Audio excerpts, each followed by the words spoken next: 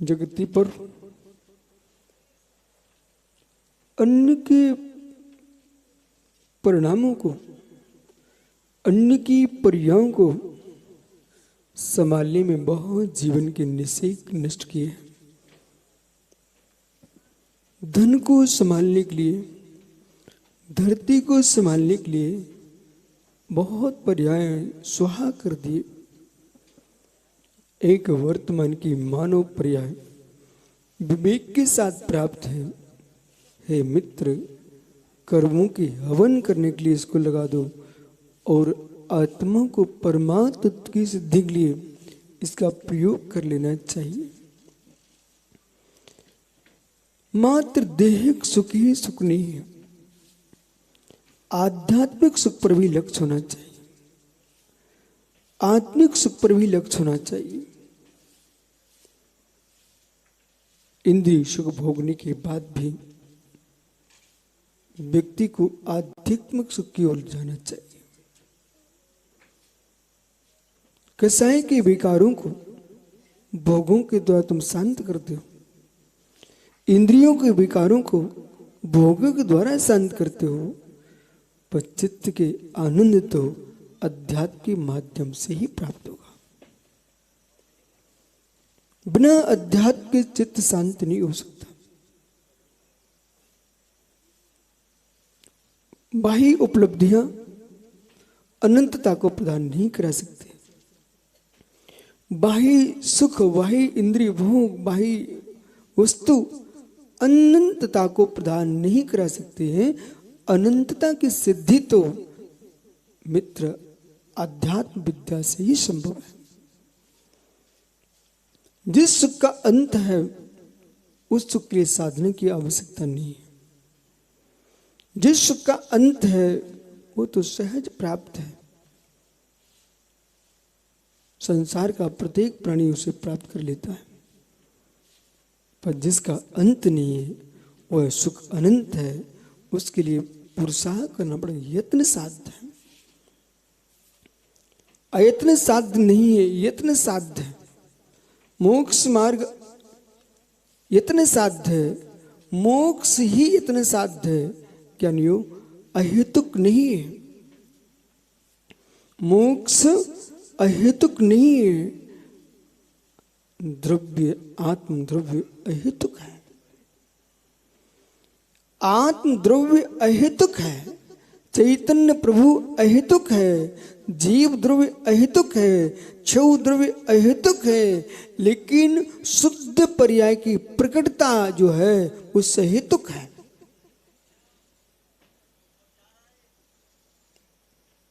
जीव अहेतुक है। जीव किसी से उत्पन्न नहीं हुआ है, त्रिकाली है, अहेतुक है। लेकिन इसी जीव को हम भगवान बनाना चाहते हैं तो मित्र सहेतुक है, यत्न साध्य है। बिना यत्न के जिसे हम सहेतुक कह रहे हैं मित्र, यही मोक्ष मार्ग है, यही उपाय है, यही उपाय है। मोक्ष उपेय है। इस मोक्ष उपेय तत्व की प्राप्ति सहेतुकता से होगी और हेतु एक नहीं है, हेतु अनेक है। पुनः समझो, अनंतता की प्राप्ति के लिए, अनंतता की प्राप्ति के लिए बोला हेतु भी अनंत है। और जो यूं कह रहे हैं कि स्थान एक है, मार्ग अलग अलग है मित्र, ये शब्द कहने में ही अच्छा लगता है, परंतु ऐसा नहीं है, ऐसा नहीं है। दीपक पुत्र, बेटे लड्डू शब्द एक हो सकता है, लड्डू शब्द एक हो सकता है, मोदक शब्द एक हो सकता है, परंतु नुक्ति का लड्डू मतलब बूंदी का लड्डू, बिस्वार का लड्डू, कि मित्र तिली का लड्डू, कि गेहूं के आटे का लड्डू, कि बाजरे के आटे का लड्डू, कि मक्का का लड्डू, ओहो बेसन का लड्डू, कि ज्वार का लड्डू, ज्वार का लड्डू। हे मित्र, धान्य अलग अलग हैं कि मेवा का लड्डू कि मावे का लड्डू। हम संज्ञा को एकत्वभूत देख करके लड्डू के स्वादों को एक नहीं कर सकते हैं। इसलिए धर्म सभा में खड़े होकर के ये कह लेना सरल है कि मार्ग अलग हो सकते हैं, मत अलग हो सकते हैं, हम सबका स्थान एक ही है। हे मित्र, सभी लड्डुओं के स्वाद एक नहीं हो सकते हैं। इसलिए नाना मार्गों से मोक्ष की प्राप्ति नहीं हो सकती है। मोक्ष का मार्ग तो एक ही है, उसका नाम सम्यक दर्शन ज्ञान चारिणी मोक्ष मार्ग।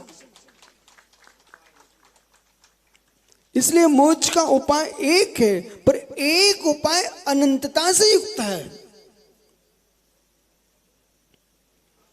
एक उपाय अनंतता से युक्त है। ओहो, लड्डू बनाया आपने आटे का, उसमें किशमिश भी है, चिरौंजी भी है, मुनक भी है, गरी भी है, घृत भी है, शक्कर भी है। मित्र, एक लड्डू अनंतता से युक्त है। ऐसे ही लड्डू सम्यक दर्शन ज्ञान चारित्र, इनकी एकता मोक्ष मार्ग है। वो मार्ग जो है एक है, एक है, मार्ग एक है। मार्ग में प्रयोग होने वाली वस्तुएं अनेक हैं।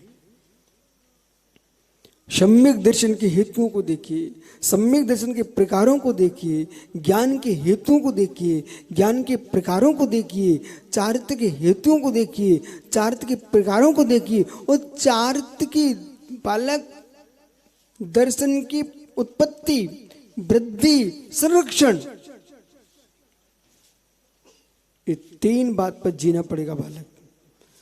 यदि आपको किसी भी क्षेत्र में विकास चाहिए, मोक्ष मार्ग में जाओगे तो तीन बातों का ध्यान रखना पड़ेगा। और यदि घर में रह करके भी व्यापार भी करना चाहते हो तो तीन बात का ध्यान रखना पड़ेगा। अब इससे बड़ा सुब्रत सागरी क्या मैनेजमेंट होगा।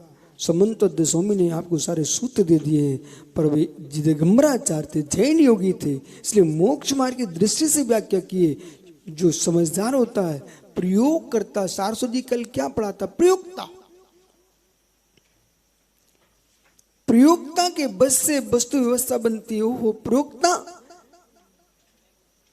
साधारण को समझता है कि असाधारण को समझता है कि वह को समझता है। मंद बुद्धि के लिए कुछ भी नहीं समझा जा सकता।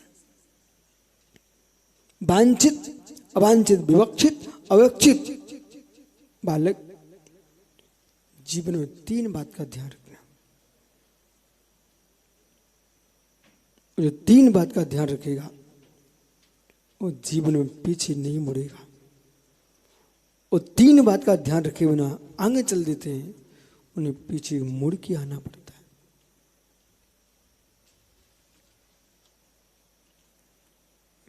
वस्तु की उत्पत्ति, वृद्धि, रक्षण, ये तीन बातें ध्यान रखना। बीजाभावी तरोरिव, बीजाभावी तरोरिव। आप बहुत बड़ा इस तपोवन में एक विशाल